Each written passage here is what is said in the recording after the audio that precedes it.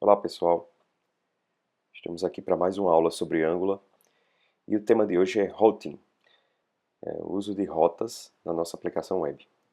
Mas o que as rotas significam?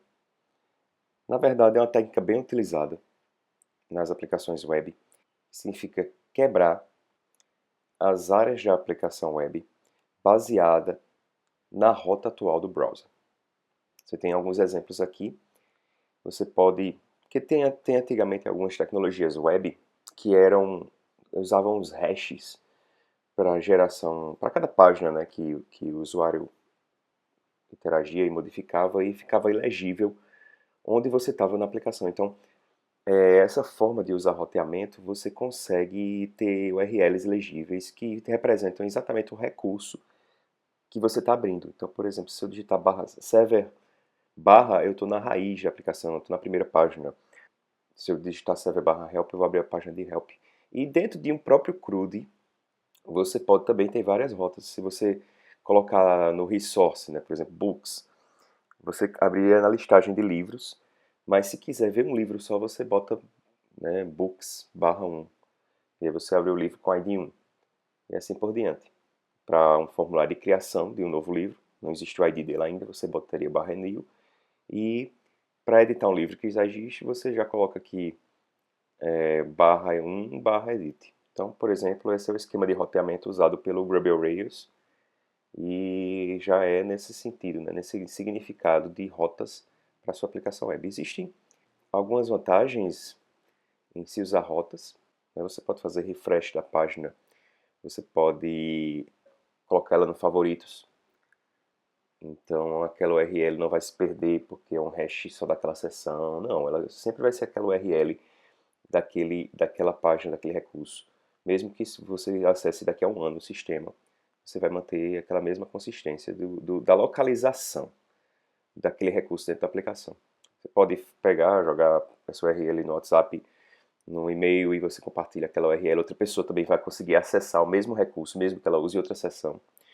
E interessante também que você pode proteger as áreas da sua aplicação baseada nessas regras, as mesmas regras que formam as rotas de aplicação, elas podem ser utilizadas para dizer que só um tipo de perfil, administrador ou operador, tem acesso àquela URL, inclusive usando wildcards, né, usando asterisco para representar partes do texto que podem variar. Existem duas formas de implementar rota em aplicações web. A forma mais antiga é o server-side routing, onde você tem aqui o seu browser e ele simplesmente passa, quando você digita a rota, ou clica num link que direciona para uma rota, essa URL é enviada para o servidor e lá ele tem o conceito do roteador. O que seria esse cara? Basicamente, pode ser uma tabela com o nome da rota e qual classe, qual controller, qual action, qual método deve ser executado para aquela rota, para aquele texto. Por exemplo, barra help, barra resource, barra book. Cada URL dessa teria o seu método num controller, por exemplo, que executaria. Você pode também ter regras aqui, um conjunto de regras aqui no roteador que eu poderia usar os wildcards, né, os coringas, para direcionar também para controllers. Ou seja, você tem uma DSL, você tem uma linguagem, ou uma tabela mesmo, que você pode informar aqui e decidir, esse cara decide quem vai executar cada URL, e aí aqui ele pode estar segurança também, né? Então toda essa lógica de roteamento está implementada nesse cara aqui no servidor. Então, fica fácil de trabalhar porque você manda o seu controlador renderizar o resultado e você só retorna a página final. Só que, com o avanço dos frameworks JavaScript e da API, né, o HTML5 aí, você agora consegue implementar o router no cliente, no browser. A ideia é que você tenha essas regras de roteamento no próprio código JavaScript do seu navegador. Então, mesmo que eu clique, mesmo que eu digite um novo endereço aqui no browser, isso antes de ser enviado para o servidor, essa requisição, ela vai ser tratada pelo próprio código, pela API, né, do histórico do HTML5. E isso pode ser tratado no próprio browser. E em vez de chamar um controlador aqui no backend, você vai chamar um componente, ou uma classe, ou um código seu, no próprio browser, no próprio JavaScript. E aí, se esse componente achar que precisa de alguma informação para se renderizar, por exemplo, eu estou na página de listagem e eu preciso ter um JSON com os dados, aí quando eu achar preciso, eu venho aqui e faço uma invocação REST, por exemplo, no back-end, quando eu achar necessário, recebo o resultado e exibo a página que for preciso. Então, toda a lógica de roteamento, as decisões estão sendo implementadas no browser. Essa é a diferença e isso é mais moderno realmente. E Angular 2, Angular 4 usa essa abordagem. Agora nós vamos ver como implementar isso. A primeira coisa que a gente precisa saber é que existem 4 elementos principais no roteamento em Angular. Tem o Router Model, né, que é o módulo que tem as classes, ele disponibiliza as classes e a forma de cadastrar a regra de roteamento. Tem o objeto Routes, que representa as nossas regras de rotas. O Router Outlet é um componente, que eu vou mostrar daqui a pouco. E o Router Link também, que mostra como montar os links baseados em roteamento. Então, o que é que eu estou fazendo aqui no nosso App Model? Vamos importar os dois primeiros aqui, o Router Model e o Routes. O Routes eu vou fazer aqui ó, como um array, e ele basicamente tem essa estrutura, um path, né, que exatamente é o string que representa aquela rota. No caso aqui tem duas rotas, home e about, e cada uma dessas rotas deve ser renderizada, deve ser tratada por um componente diferente. Então, home vai invocar o home component e o about component. Bem simples de entender. Só que não é só definir essas regras. Eu vou ter que fazer um esquema aqui que é bem interessante. Tem que fazer essa invocação, routermodule.forRoute, passando as rotas que eu acabei de definir. O que é que isso significa? Você deve ter visto na aula anterior de arquitetura que nesse import aqui eu importo os outros módulos dos quais eu preciso, que declaram classes que eu preciso na minha aplicação. Aqui eu não estou simplesmente importando o router module, eu estou fazendo uma coisa a mais.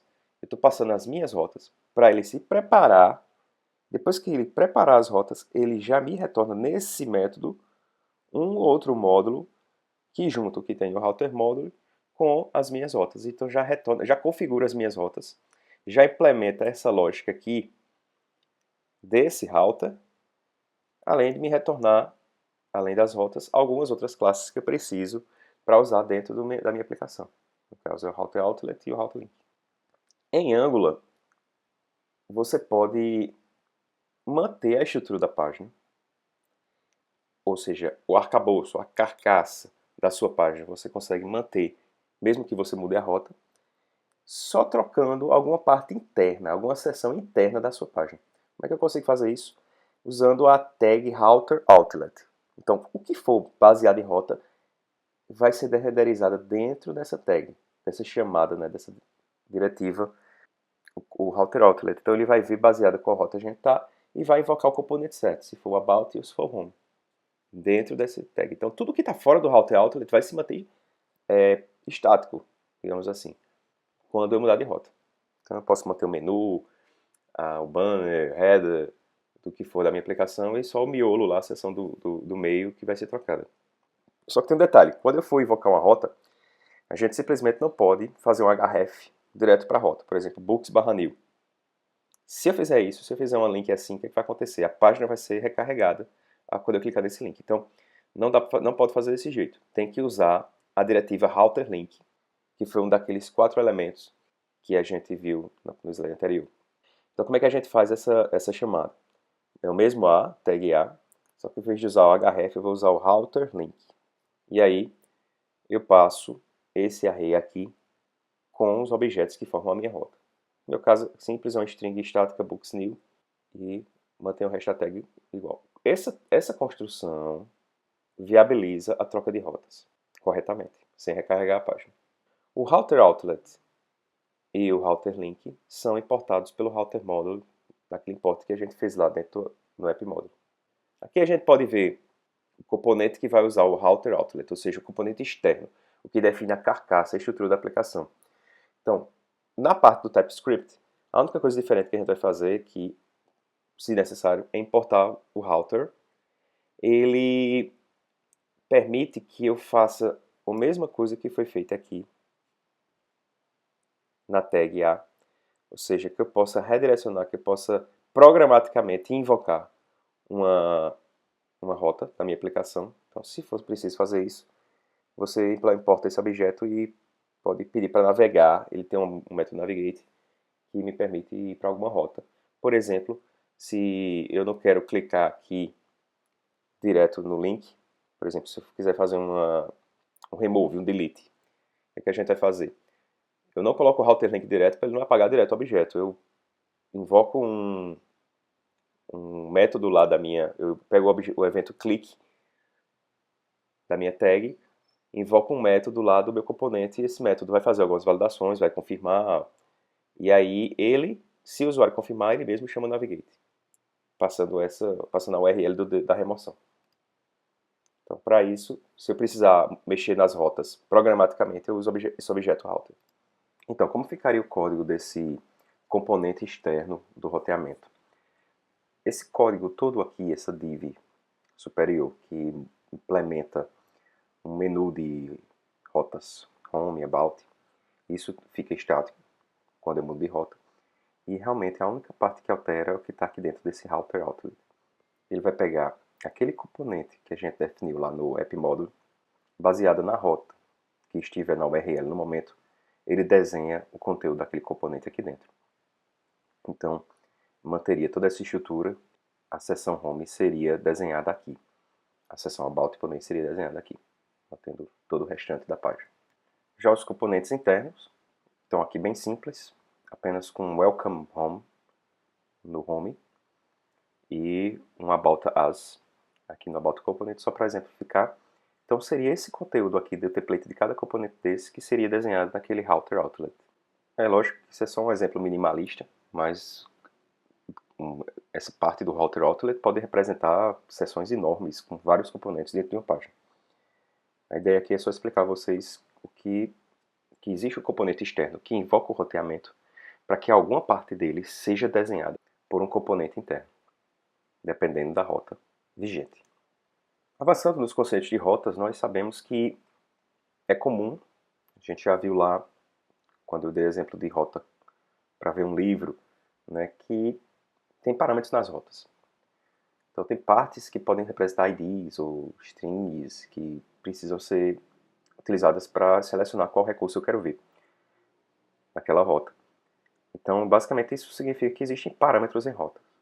Aqui um exemplo do livro, eu quero ver o livro 1001, eu quero ver o usuário Barack Obama lá no Facebook. Então, como é que a gente consegue colocar parâmetros nas rotas? É muito simples, lá na hora de definir no routes.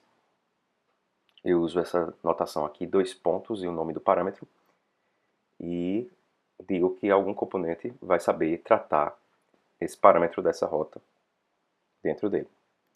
Então, vamos ver um componente que faça isso. Está aqui o product component. Ele recebe do construtor um objeto chamado activatedRoute. Está disponível para qualquer componente baseado em rotas. E a ideia aqui é que esse route nos fornece um observable chamado params. Então, o que é isso? Esse objeto aqui, ele vai, toda vez que a rota mudar, ele vai me retornar os dados da rota. Na verdade, o que está acontecendo aqui? A gente está usando o parâmetro observable e eu estou dizendo o seguinte, o products component está se cadastrando como um listener desse observable params. Então ele está dizendo o seguinte aqui, toda vez que você mudar, me passa os parâmetros da rota e eu vou fazer alguma coisa com isso. O que é que eu vou fazer? Está aqui entre essas chaves, o código que vai ser executado. Ele vai pegar o atributo ID dos parâmetros da rota. Lembrem que foi aqui que eu defini que o nome dele seria ID. Então, esse mesmo nome que eu colocar aqui, se for primary key, code, matrícula, o que for, eu tenho que usar o mesmo nome aqui nesse código. Então, eu estou pegando esse parâmetro, ele vai vir como string, e eu vou jogar numa variável minha que eu chamei também de ID, tá? Aqui ela é um string. Então, toda vez que mudar, né, essa ação não está sendo feita agora, porque o componente está sendo construído. Ele não está sendo ainda ativado ou invocado pela mudança de rota. Isso aqui vai acontecer quando a rota mudar. Então, quando a rota mudar, essa invocação, essa execução aqui vai acontecer.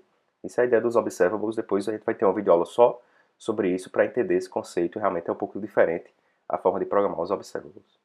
Mas uma coisa interessante dos observables é que eles podem ser compostos com outros operadores e a gente pode ir trabalhando, reutilizando bastante código que já está disponível, que já está implementado.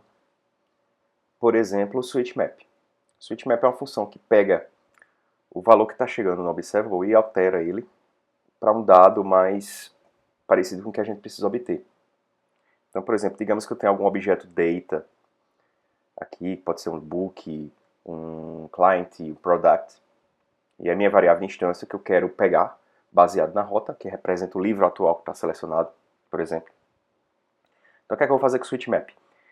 Em vez de fazer um subscribe direto no params, eu vou dizer o seguinte, que o params, quando ele lançar um evento, quando acontecer alguma coisa nele, antes de receber esses parâmetros, eu quero, na verdade, fazer o switchMap. Eu quero pegar o parâmetro e convertê-lo para um objeto data. Como é que eu vou fazer isso? Eu vou pegar esse params, isso aqui é o que a gente estava fazendo no slide anterior, pegando o params ID e jogando direto no ID, que era string, mas eu não quero mais trabalhar com esse string, eu quero trabalhar agora exatamente com o objeto representando o book. Então o que é que eu vou fazer? Primeiro eu estou botando aqui esse mais, ele representa a conversão desse string ID para número. Então eu posso invocar aqui o método loadData usando um número para representar o ID. E o que é que esse loadData faz? Ele vai no banco e carrega o data para mim. Então ele poderia ser o loadBook, loadProduct. E aí, em vez do subscribe receber um params, ele já está recebendo o objeto pronto. Então que legal isso, né? Essa concatenação aí de observables que me permite trabalhar já num modo mais high level, né? Em vez de fazer aqui no subscribe o carregamento do dado, eu já recebo o meu objeto pronto, e aí eu já coloco aqui, ó, this.data é igual a data. Então eu já posso trabalhar com ele aqui, por exemplo, no meu template. Então isso é bem interessante, e isso aí é o que se costuma utilizar para o switchMap. Aqui tem uma diferença um pouco pequena do código anterior, a gente não está fazendo subscribe no parâmetros no construtor, a gente está fazendo no init, no ng init, que é um pouquinho depois, é o indicado, inclusive, de se usar a parte de tratamento de parâmetros aqui. Então é isso, pessoal. Obrigado pela atenção. Nas próximas aulas, quando a gente for fazer uma aplicação de CRUD, a gente vai colocar tudo isso em prática, porque existem várias rotas que valem dentro de um CRUD, e tudo isso a gente vai usar esses conceitos que a gente aprendeu nessa videoaula. Um abraço e até mais.